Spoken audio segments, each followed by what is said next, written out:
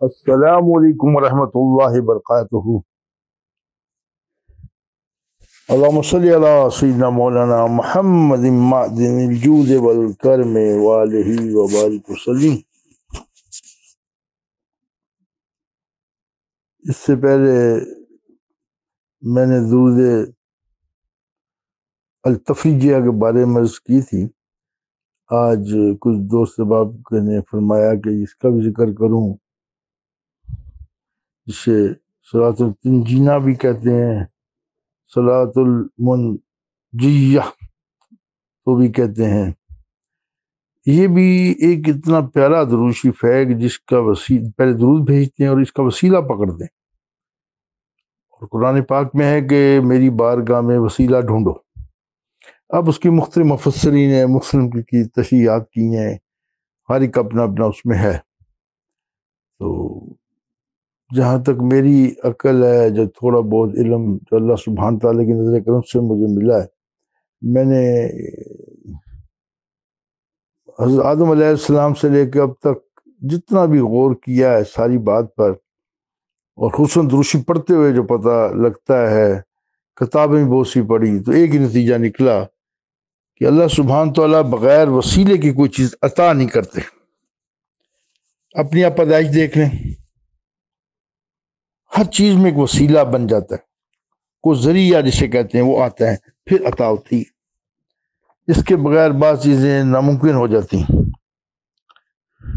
مثلا کوئی ساتھ یہاں سے امریکہ جانا چاہیں، چلیں پاکستان سے، تو اس کے لیے کوئی سواری وسیلہ بنے گی۔ اگر وہ پیدل بھی جانا چاہیں تو پھر وہ علیحدہ بات ہے کہ رستے میں سمندر حائل ہوگا، لیکن کو پیدل بھی چلیں گے تو ٹانگی وسیلہ بنے گی، بغیر ان کو استعمال کیے آپ نہیں وہاں پہنچ سکتے۔ اور پھر ایک جگہ سمندر آئے گا، پھر آپ کو کشتی، کوئی چیز، کوئی جہاز لینا پڑے گا۔ جیسا کہ آج کل تو بہت ہی جدید دور ہے، آپ جہاز پر بیٹھیں گے، ٹکٹ لیں گے، ایک وسیلہ، پیسہ پہلے وسیلہ بنے گا، پیسہ ہی نہیں تو جا نہیں سکیں گے، پھر ٹکٹ لینی، پھر وہاں پر بورڈنگ کارڈ لینا، پھر وہاں پر آپ اس کے اوپر ایک سیڑھی ہے یا ٹنل کے ذریعے جائیں گے، جیسے بھی ایک وسیلہ بنے گی جہاز تک پہنچائے، بیٹھ جائیں گے تو جہاز اڑے گا۔ پھر اس میں پیٹرول جو ہے وہ بھی ایک وسیلہ ہے، اگر پیٹرول نہیں ڈلائیں گے جہاز نہیں اڑے گا۔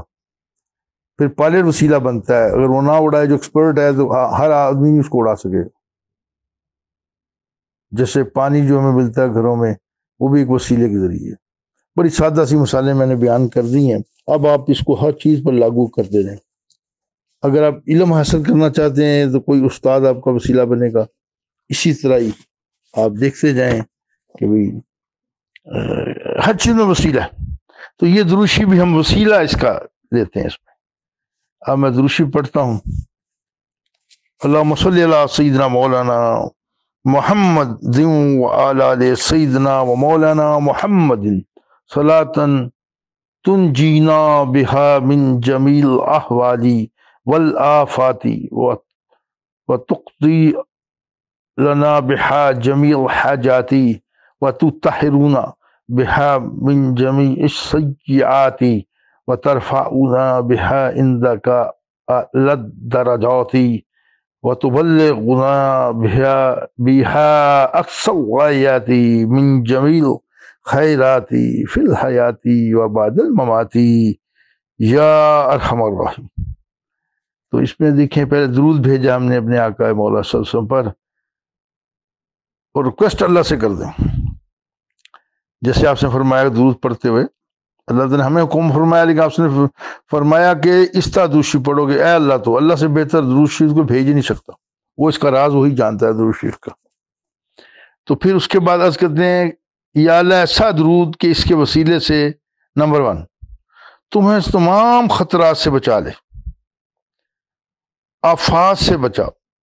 اب خطرہ کیا ہے؟ اب گاڑی میں جا رہے ہیں، موٹر سائیکل پہ جا رہے ہیں تو ایکسیڈنٹ، چیزیں، معاملات، آفات آپ کو پتہ ہی کہ جب اللہ معاف کر دے کیسی کیسی زلزلہ ہے، اور ہمارے تو پاکستان ویسے سیلاب میں ایسے ایسے لوگ اس میں ڈوبتے ہیں، اللہ ہی رحم فرما دے۔ اور پھر اس کے وسیلے سے جملہ حاجات پوری کر دیں، اس میں حاجات کا ذکر ہے، اور پھر اس کے وسیلے سے تو ہمیں تمام گناہوں سے پاک کر دیں۔ لیکن کتنی پیارا ہم دعا کر رہے ہیں، یا اللہ معاف فرما دے اس کے ذریعے سے، اور اس کے ذریعے پھر یعنی وسیلے سے اپنی جناب میں بلند درجات عطا سے سرفراز بلند درجات عطا فرما۔ تو اور پھر اور ایک اور اس میں عام ریکویسٹ لے جاتے ہیں کہ ہمیں اس کے ذریعے سے، اس کے سبب سے، ذریعے سے، وسیلے سے ہمیں انتہائی خواہشات زندگی، بڑی بڑی خواہشات ہماری ہوتی ہیں، یا اللہ ایسے ہو جائے، ایسے ہو جائے، ایسے ہو جائے، خواہشات زندگی اور موت کی بعد کی ہر قسم کی بھلائیوں تک پہنچا دے، اور مرنے کے بعد ہر ایک بندہ کہتا ہے یا اللہ مجھے مقربین میں شمار فرما، میرا جنت الفردوس میں مقام ہو یا اللہ۔ تو موت کے بعد کی بھلائیاں کیا ہیں وہ آپ جانتے ہیں کہ ہر قسم سے عذاب سے محفوظ رہے۔ تو قبر سے شروع ہوتا ہے یہ معاملہ، اور اے تم تمام رحم کر لو والے اس سے بڑھ کر رحم فرمانے والے۔ تو دیکھیں کتنے پیارے الفاظ ہیں اس میں، کتنی اچھی اس میں دعائیں۔ تو یہ ایک ایسا درود شریف ہے کہ میں نے دیکھا ہے جو اس کے پڑھنے والے ہیں ان کو بہت فیوز و برکات ملتے ہیں، دعائیں بڑی جلدی قبول ہوتی ہیں جب وہ پڑھتی۔ اور اس میں دیکھیں ایک چیز ہم مانگتے ہیں خطرات سے، دوسری آفات سے بچنے کی دعا کرتے ہیں، تیسری ہم کہتے ہیں یا اللہ ہماری حاجتیں پوری ہو جائیں، اور پھر چوتھی ہم کہتے ہیں، فورتھ کہتے ہیں کہ ہمیں گناہوں سے پاک کر دے یا اللہ، اور پانچویں ہم کہتے ہیں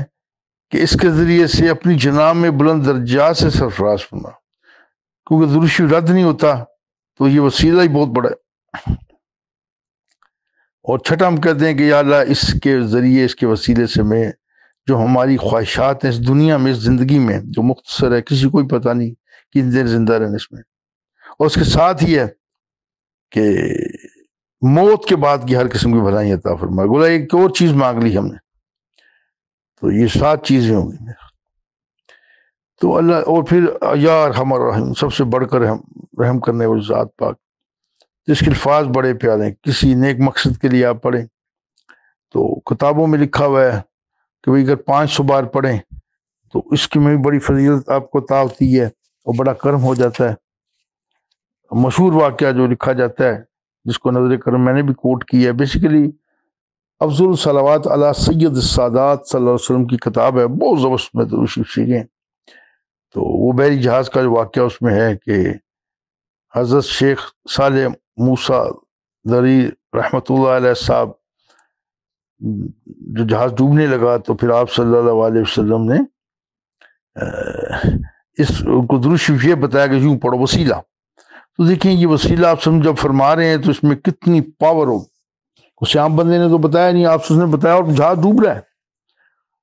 اور دیکھیں اسی وقت انہوں نے پڑھا اور 300 بار پڑھا تو جہاز چل پڑا۔ تو دیکھیں آپ سمجھے 1000 فرمایا۔ ایک عربی کا میں آپ کو بتاؤں جو ہمیں نا بہت ابنڈنس بہت زیادہ پڑھنا چاہیے، عربی میں الف الفی ہوتا ہے، پھر 1000۔ تو الف لیلہ کا لفظ سنا ہوگا آپ نے، 1000 راتیں، بہت زیادہ۔ تو یہ 1000 بار عام طور پر بزرگوں کی کتاب مراد ہوتے ہیں۔ تو وہ 500 پڑھا تو کمال ہو گیا، تو 300 پڑھا جہاز چل پڑا، اور 500 بار اگر پڑھیں تو اس سے بہت سے فائدے آپ کو ملیں گے، بہت ساری آپ چیزوں سے غنی ہو جائیں گے۔ اور شیخ اکبر رحمۃ اللہ صاحب نے فرمایا کہ یہ عرش کے خزانوں میں سے خزانہ ہے، اور کوئی صاحب اس سے فیض و برکات حاصل کرنا چاہتے ہیں جلدی تو پھر وہ آدھی رات کو اٹھیں، وضو کریں تازہ، اور صاف ستھرے کپڑے پہن کے بیٹھ جائیں، کسی بھی دنیاوی یا آخری حاجت کے لیے پڑھیں آپ، کیونکہ ٹائم یاد ہی رات کا، یعنی 12 بجے کے بعد آپ پڑھیں تو اللہ تعالیٰ ضرور پوری فرما دے گا انشاءاللہ درود کی برکت سے۔ اور اللہ تعالیٰ سے کوئی بات منوانے کے لیے، کوئی عرض کرنے کے لیے کہ یا اللہ اس طرح میرا مسئلہ حل ہو جائے، کوئی مکان خریدنا چاہتا ہے، کسی کی بیٹی کی شادی کا مسئلہ ہے، کوئی اس پر قرض چڑھا ہوا ہے، کوئی دشمن تنگ کر رہا ہے، کوئی اور معاملات ہیں، تو آپ اس کو پڑھ کے دیکھ لیں رات کے وقت، تو انشاءاللہ اس کا نا بہت جلد اثر آپ دیکھیں گے۔ اللہ سبحانہ تعالیٰ میں توفیق عطا فرمائے کہ ہم زیادہ درود شریف پڑھیں،